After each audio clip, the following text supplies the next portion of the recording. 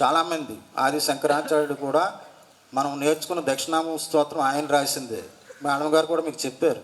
చాలా మంచిది, చాలా మంచిది. గ్రహస్థితులు కానీ, ఆరోగ్య సమస్యలు కానీ, విద్యలో వెనకబడడం కానీ అన్నిటినీ పరమేశ్వరుడు తీసేస్తాడు. ఇందాకే చెప్పాను మీకు, కాలుడిని కాముడిని ఇద్దరిని నాశనం చేసేటువంటి శక్తి గలవాడు పరమేశ్వరుడు.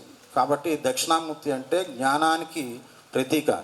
మౌనంగా ఉంటాడు, జ్ఞానాన్ని ఇస్తాడు. చూడండి ఎంత మిరాకిలో. సాధారణంగా మాట్లాడకుండా మనకి ఎనర్జీ ట్రాన్స్ఫర్ జరగదు.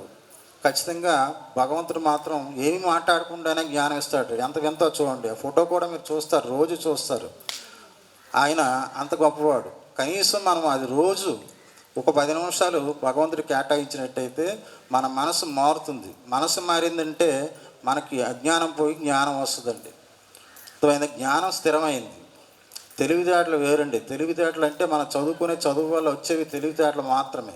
జ్ఞానం అపారమైంది. దానికి విలువ కట్టడానికి అవకాశం ఉండదు, అది చెరిగిపోదండి. అర్థమైందా?